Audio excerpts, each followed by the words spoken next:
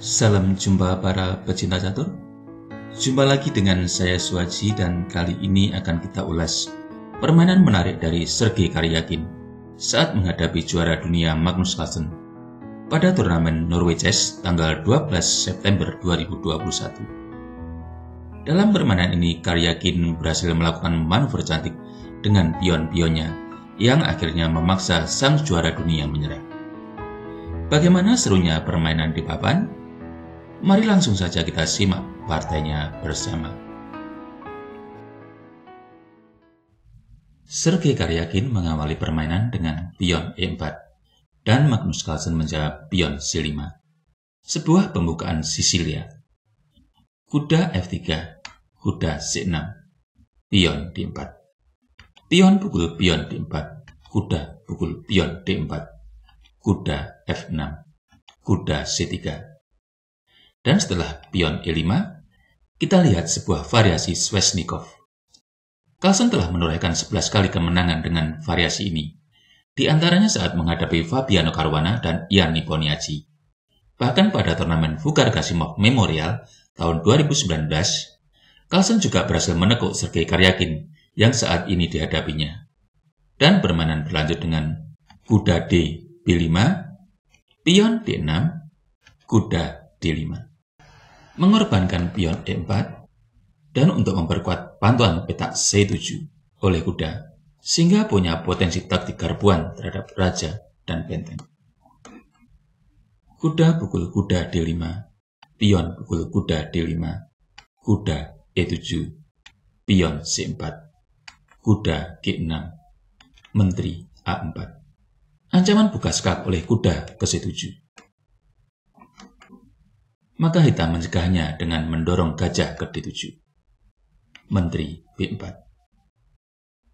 Pada turnamen tahun 2019 saat bertemu Karyakin yang saya sebutkan sebelumnya, Carlsen memilih lanjutan dengan gajah F5.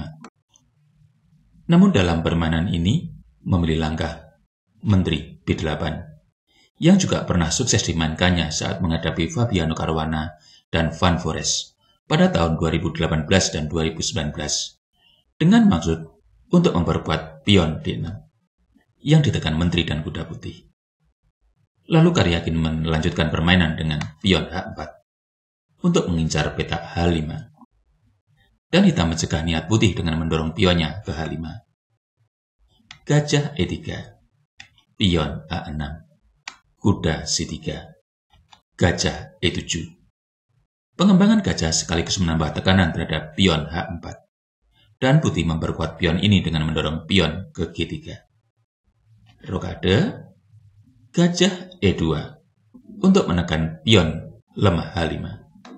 Dan hitam memberi counter attack dengan pion B5. Pion pukul pion B5. Dan pion hitam pukul balik pion B5. Gajah pukul pion H5. Gajah D8. Di sini, gajah pukul kuda G6 juga pilihan menarik yang akan membuat pion hitam tumpuk setelah hitam pukul balik. Namun itu juga akan memberi kesempatan hitam punya gajah sepasang. Oleh karena itu, putih lebih memilih rokade sayap raja. Kuda E7, gajah G5, memberi tekanan terhadap kuda E7. Dan untuk membebaskan tekanan gajah putih terhadap kuda, gajah hitam bermanuver ke A5 untuk menekan menteri putih. Setelah menteri putih menghindar ke B3, kuda hitam bereposisi ke petak yang lebih strategis F5. Kuda E2, gajah B6, benteng A C1. Langkah natural mengembangkan benteng ke lajur terbuka. Benteng A4, benteng C6. Sebuah pengorbanan benteng untuk menciptakan pion bebas di lajur C. Gajah pukul benteng C6. Pion pukul gajah C6. Benteng C4. Pion A4. Kita lihat pion A4 siap memukul pion B5 dan berkolaborasi dengan pion C6 untuk menuju petak promosi. Oleh karena itu, benteng pukul pion A4 juga pilihan yang layak untuk dipertimbangkan. Namun dalam permainan ini hitam melangkah kuda D4 Dan setelah kuda pukul kuda D4, gajah pukul kuda D4, pion pukul pion B5, kita lihat putih punya 2 pion bebas di sayap menteri yang saling berkoordinasi dan sudah mendekati petak promosi. Dan permainan berlanjut dengan pion D5. Benteng C1 mencoba menyederhanakan perwira di sayap menteri untuk memuluskan 2 pion ke petak promosi. Benteng pukul benteng C1 skak. Gajah pukul benteng C1, menteri B6. Untuk menambah tekanan terhadap pion lemah F2 yang kena pin. Lalu putih mencegah ini dengan mendorong gajahnya ke E3.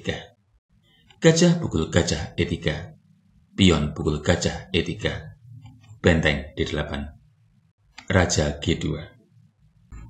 Menghindar dari lajur B6 G1 yang dipantau menteri hitam, serta untuk memperkuat formasi pion sayap raja. Terlihat hitam ingin mendorong pionnya ke D4. Namun karena akan memperlemah petak F7 yang dipantau gajah dan menteri putih, maka terlebih dahulu hitam mendorong pionnya ke G6 untuk menghalau gajah. Gajah E2, raja G7, menteri C3, pion D4. Menambah penguasaan ruang di pusat sekaligus menekan menteri putih. Pion pukul pion D4, dan pion hitam pukul balik pion D4, sekaligus tekan menteri. Menteri D3, menteri A5, menteri C2, untuk memberi jalan bagi gajah untuk memanfaatkan petak C4.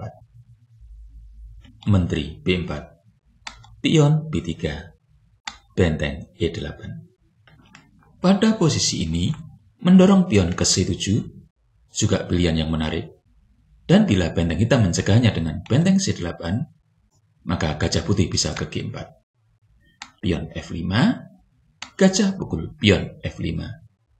Pion pukul gajah F5, menteri pukul pion F5, sekaligus ancaman terhadap benteng di C8.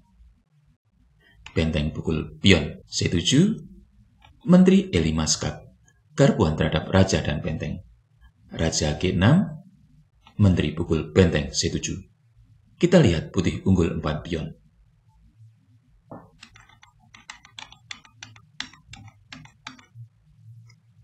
Namun di sini, putih memilih gajah C4 untuk berkoordinasi dengan pion-pion di sayap menteri. Dan hitam mendorong bentengnya ke E7. Menteri F2, menteri C3, menteri F3. Mencoba menyederhanakan perwira dengan menukar menteri. Dan sebenarnya menteri hitam tidak perlu khawatir dipukul menteri putih, karena pukul balik dengan pion akan mendekatkan pion ke petak promosi. Jadi, langkah pion hitam ke F5 layak dipilih untuk menambah penguasaan ruang. Namun dalam permainan ini hitam memilih menteri B4. Lalu putih mendorong rajanya ke H3 untuk menempati petak yang relatif lebih aman. Menteri D6, menteri F4, menteri pukul menteri F4, pion pukul menteri F4, pion D3. Mencoba mendekat ke petak promosi serta memberi umpan terhadap gajah agar benteng bisa melancarkan taktik garpuan di petak E3. Gajah pukul pion D3, benteng E3 skak, raja G2, benteng pukul gajah D3, pion B6, benteng pukul pion B3. Putih sudah cukup unggul karena 2 pion putih sudah tinggal 2 langkah menuju petak promosi. Tentu benteng sendirian sulit mencegahnya, karena raja hitam berada di petak yang cukup jauh. Dan putih lebih suka mendorong pion B-nya ke B7, karena pion ini yang sedang ditekan benteng. Benteng B6. Dan putih tidak keburu mendorong pion ke C7 untuk promosi, namun terlebih dahulu mendorong pion ke H5 untuk merusak formasi pion hitam, sehingga saat punya menteri akan lebih lincah dalam bermanuver. Pion pukul pion H5. Meskipun langsung mendorong pion ke C7 untuk promosi, putih juga unggul, namun memilih terlebih dahulu memperkuat penguasaan kontrol di sayap raja dengan raja H3. Benteng pukul pion C6, pion B8 dan promosi jadi menteri. benteng C5, menteri B2 skak. Dan hitam mencoba menutup skak dengan pion F6. Setelah raja ke H4 untuk menekan pion H5, hitam menyerah. Bagi yang ingin analisa lebih lanjut bisa tetap di sini. Suasana di papan memang cukup terbuka dan banyak kemungkinan yang bisa terjadi. Dan bila hitam melanjutkan dengan raja G6, maka putih bisa merespon dengan menteri D4 untuk menekan benteng. Benteng B5, menteri E4 skak. Raja H6, menteri E6 untuk menekan pion F6. Bila raja ke G6, maka menteri ke E8, garpuan terhadap raja dan benteng. Bila raja ke G7, mencoba mempertahankan pion F6, maka menteri putih bisa ke D7 skak. Benteng hitam akan jatuh. Tentu putih menang dengan sangat mudah.